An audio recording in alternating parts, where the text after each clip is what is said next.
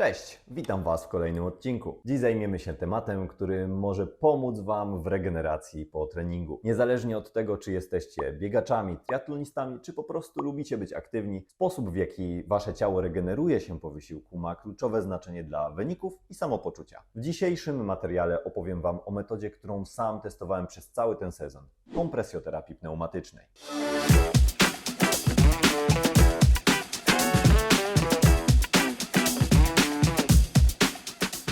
Zanim przejdziemy dalej, dzisiejszy odcinek powstał we współpracy z Aerify Polska, producentem wysokiej jakości sprzętu do kompresjoterapii. Z moim kodem rabatowym z opisu filmu dostaniecie 5% zniżki na wszystkie ich produkty. Ale spokojnie, jak zawsze przedstawię Wam rzetelne informacje poparte badaniami naukowymi. Bardzo mocno w tym sezonie skupiłem się na regeneracji, a kompresjoterapia była jednym z głównych elementów mojego planu odnowy. Zacznijmy od podstaw. Co to właściwie jest ta kompresjoterapia? To nie jest zwykły masaż, to zaawansowana metoda, którą po angielsku nazywamy External Pneumatic Compression, czyli zewnętrzna kompresja pneumatyczna. Brzmi bardzo naukowo, prawda? Ale spokojnie. Wszystko zaraz wytłumaczę w dosyć prosty sposób. Wyobraźcie sobie, że zakładacie na nogi specjalne buty, które działają jak inteligentny masażysta. Te buty, poprzez odpowiednio zaprogramowane sekwencje ucisku, pomagają Waszemu ciału w naturalnych procesach regeneracji. To trochę jak wyciskanie mokrej gąbki, tylko że w tym przypadku wyciskamy z naszych mięśni produkty przemiany materii i wspieramy krążenie krwi oraz limfy. Co dokładnie dzieje się w naszym ciele podczas takiej sesji? Jest kilka kluczowych mechanizmów. Po pierwsze, poprawa przepływu krwi i limfy. Podczas treningu Wasze mięśnie produkują mnóstwo produktów przemiany materii i to one często odpowiadają za odczucie zmęczenia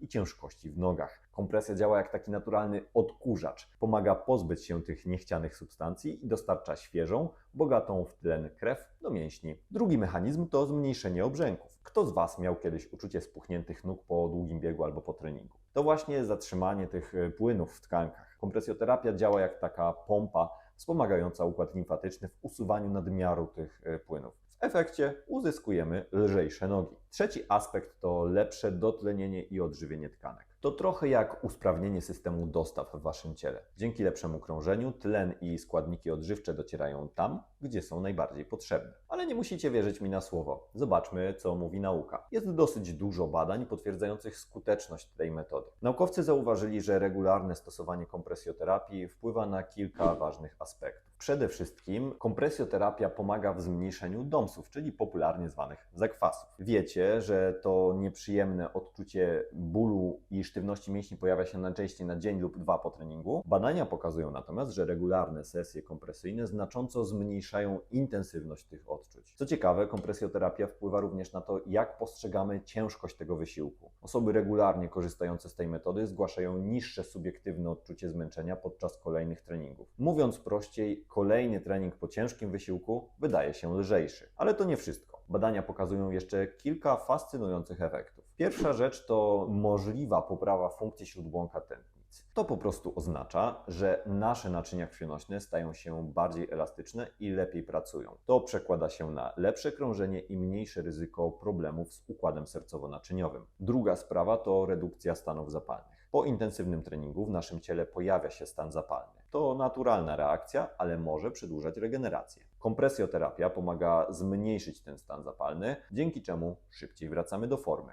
Trzeci aspekt to poprawa zakresu ruchomości i elastyczności. Już jedna sesja może poprawić mobilność w stawach i rozluźnić napięte mięśnie. Co ważne, ten efekt jest oczywiście chwilowy. Jest to szczególnie ważne dla biegaczy i osób trenujących sporty wytrzymałościowe. Teraz przejdźmy do konkretów. Jak używać kompresjoterapii? Urządzenia mają różne programy pracy. To, które akurat ja posiada następujące. Taki tryb A, czyli pojedyncza fala w formie delikatnego masażu. Idealny w sumie na koniec dnia. Wyobraźcie sobie takie łagodne fale obmywające nogi. To tak właśnie działa ten program. Tryb B w tym aparacie to sekwencyjne wyciskanie i ucisk tutaj przemieszcza się od stóp w górę. To najlepszy program do drenażu limfatycznego, świetny po takich intensywnych treningach. Tryb C, czyli podwójna fala perystaltyczna, taki skomplikowany termin, ale po prostu to intensywniejszy masaż, świetnie sprawdzi się po treningu siłowym. Tryb D to pełny ucisk i zwolnienie. Wyobraźcie sobie szybki, energiczny masaż. Idealny, gdy macie mało czasu, a chcecie szybko pozbyć się uczucia ciężkich nóg. Tryby E i F to kombinacje wcześniejszych programów. Możecie je wykorzystać do bardziej wszechstronnej regeneracji. Jak to wszystko wykorzystać w praktyce?